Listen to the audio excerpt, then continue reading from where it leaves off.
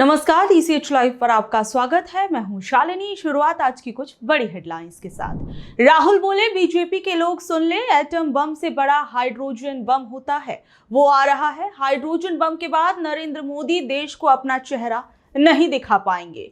Supreme court ने 20% ethanol mixed petrol बिक्री को चुनौती देने वाली याचिका खारिज की। E20 बिक्री जारी रहेगी। कुछ समय पहले नितिन गडकरी के बेटे की इथेनॉल कंपनी को लेकर हुआ था विवाद। एजुकेट गर्ल्स एनजीओ को 2025 के रेमन मैग्सेसे अवार्ड से सम्मानित किया गया। एशिया का ये सबसे बड़ा सम्मान पहली बार किसी भारतीय संस्था को मिला। गडकरी बोले, धर्म के नाम से मंत्री नेताओं को दूर रखें, जहां घुसते हैं आग लगाते हैं। धर्म की आड़ में राजनीति समाज के लिए नुकसानदायक। पंजाब में जारी बाढ़ का कहर, 9 जिले बाढ़ की चपेट में आ गए। सरकारी आंकड़ों के मुताबिक अब तक 1312 गांव हुए प्रभावित। SCO में पाकिस्तानी PM की मौजूदगी में हुई पहलगाम हमले की निंदा। मेंबर देश बोले, आतंकियों को सजा दिलाना जरूरी। अब वक्त कुछ बड़ी खबरों को परखने का। धर्म को लेकर क्या बोले नितिन गडकरी।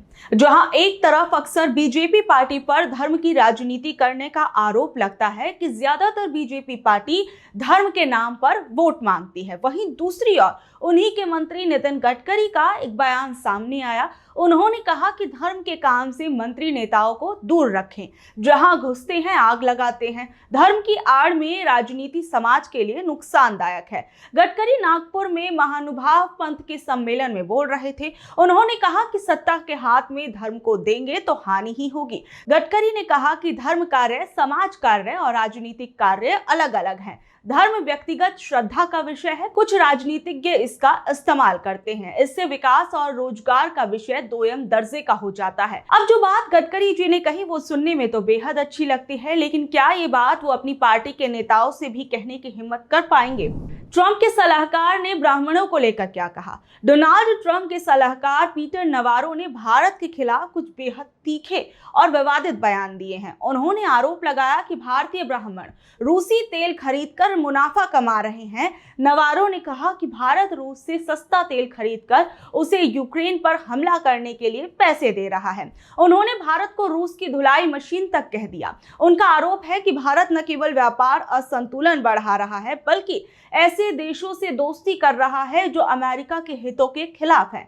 नवारो के इस बयान पर भारत में कड़ी प्रतिक्रिया देखने को मिली है। वहीं कांग्रेस नेता पवन खेड़ा ने इसे निराधार बताते हुए कहा कि अमेरिका को ऐसे बयान नहीं देना चाहिए। तृणमूल कांग्रेस की सांसद सागरिका घोष ने नवारो की टिप्पणी को ब्राह्मणों के लिए अमीरों का इस्तेमाल करने वाला भ्रामक बयान बताया और उनकी अज्ञानता पर सवाल उठाए। वहीं संजीव सान्याल ने भी नवारो की आलोचना की। उन्होंने कहा कि ये बयान दिखाता है कि अमेरिका में भारत के प्रति किस तरह का पूर्वाग्रह है, जिसकी जड़ें 19वीं सदी के औपनिवेशिक सोच में हैं। ये पहली बार नहीं है जब नवारो ने भारत पर इस तरह के आरोप लगाए हैं।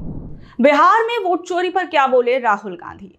आज पटना में राहुल तेजस्वी की वोट अधिकार यात्रा मार्च में डाक बंगला चौराहे पर जनसभा हुई, जिसमें राहुल गांधी ने कहा कि बीजेपी के लोग सुन लें, एटम बम से बड़ा हाइड्रोजन बम होता है, वो आ रहा है। वोट चोरी की सच्चाई पूरे देश को पता लगने वाली है। हाइड्रोजन बम के बाद नरेंद्र मोदी देश को अपना चेहरा नहीं दिखा पाएंगे। और उन्होंने अपनी इस सभा के अंदर क्या कुछ कहा, जरा सुनिए। बीजेपी के लोग अच्छी तरह सुन लीजिए। भैया, एटम बम का नाम सुना आपने? सुना है एटम बम का नाम? उससे बड़ा क्या होता है? उससे बड़ा क्या होता है? एटम बम से बड़ा हाइड्रोजन बम होता है। होता है नहीं होता है? माधवपुरा में हमने एटम बम दिखाया था। बीजेपी के लोगों, तैयार हो जाओ, हाइड्रोजन बम आ रहा है। हाइड्रोजन बम आ रहा है, तैयार हो जाइए। आपकी जो सच्चाई है, वोट चोरी की सच्चाई है, वो पूरे देश को पता लगने जा रही है। बिहार की जनता, बिहार के युवा, बिहार के महिलाओं से मैं धन्यवाद करना चाहता हूं। ये क्रांतिकारी प्रदेश है। इसने पूरे देश को मैसेज दिया कि वोट चोरी नहीं होने देंगे। और ये जो आपने बिहार में किया है, हमारी जो मदद की, ये पूरे देश में फैल गई है, कोने कोने में फैल गई है। जिन शक्तियों ने महात्मा गांधी की हत्या की, वही शक्ति इस संविधान की, अंबेडकर जी की संविधान की, गांधी जी की संविधान की हत्या करने की कोशिश कर रहे हैं।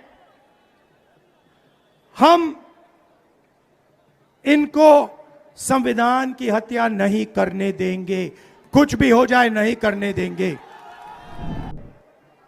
वोट चोरी का मतलब अधिकार की चोरी, वोट चोरी का मतलब आरक्षण की चोरी, वोट चोरी का मतलब रोजगार की चोरी, वोट चोरी का मतलब शिक्षा की चोरी, वोट चोरी का मतलब लोकतंत्र की चोरी, वोट चोरी का मतलब युवाओं के भविष्य की चोरी।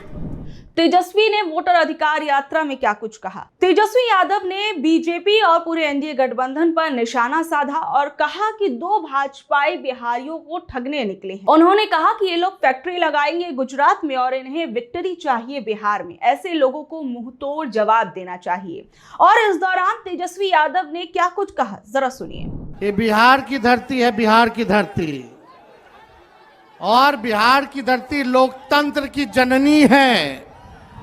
और ये कुछ भाजपाई लोग, कुछ नहीं 2 भाजपाई लोग इलेक्शन कमीशन के साथ मिलकर के चाहते हैं इस लोकतंत्र की जननी से लोकतंत्र को ही खत्म कर दिया जाए। अब आप लोग बताओ, बिहार के लोग, क्या लोकतंत्र को खत्म होने देना है? क्या संविधान को खत्म होने देना है? आप बताओ, लोकतंत्र चाहिए कि राजतंत्र चाहिए? ये भाजपा के लोग, इन लोगों का दिमाग घुटने में है। ये लोग चाहता है कि बिहारी लोग को ठग ले।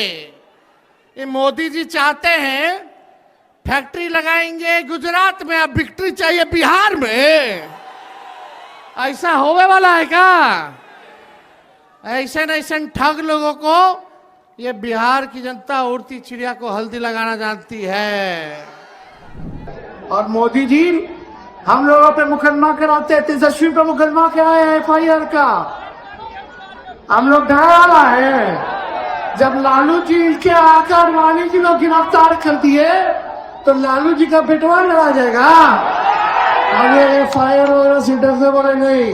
हमारे तो भगवान श्री कृष्ण का ही जन्म जेल में हुआ, डर में लड़ने वाले राष्ट्रीय जनता दल ऐसी पार्टी है, चाहे हमारे नेता के खिलाफ कितना भी झुकाया गया हो, करने का प्रयास किया गया हो, तंग करने का प्रयास किया हो, मुकदमे जेल भेजने का प्रयास किया गया हो, ईडी CBI इनकम टैक्स लगाया गया हो, लेकिन आज तक लालू जी झुके नहीं और तेजस्वी भी झुकने का नाम नहीं लेगा।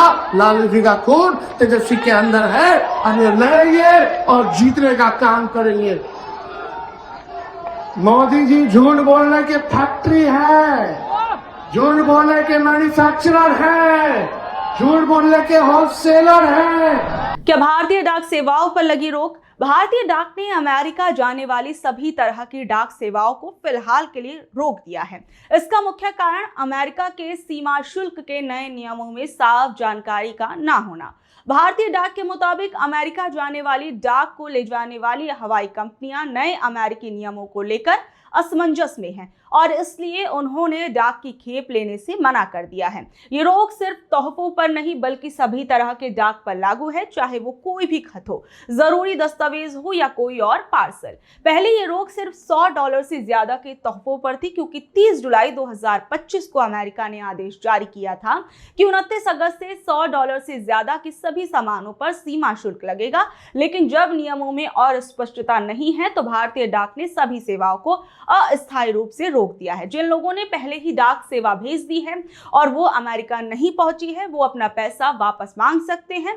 भारतीय डाक सेवा ने ये बातें बताई हैं कि वो अभी स्थिति पर लगातार नजर बनाए हुए हैं और जल्द से जल्द सेवाओं को फिर से शुरू करने की कोशिश कर रहे हैं। जब तक नियम साफ नहीं हो जाते, ग्राहकों से अनुरोध है कि वो डाक भेजने से बचें और डाक विभाग की अपडेट्स देखते रहें। तो ये थी आज की खबरें। कल शाम 7 बजे फिर हाजिर होंगी अगली खबरों के साथ। अगर आपको आज की खबर अच्छी लगी, जानकारी भरी लगी, तो इसे अपने दोस्तों और रिश्तेदारों से शेयर कर ले। कल तक के लिए नमस्कार, शब्बा खैर, गुड नाइट।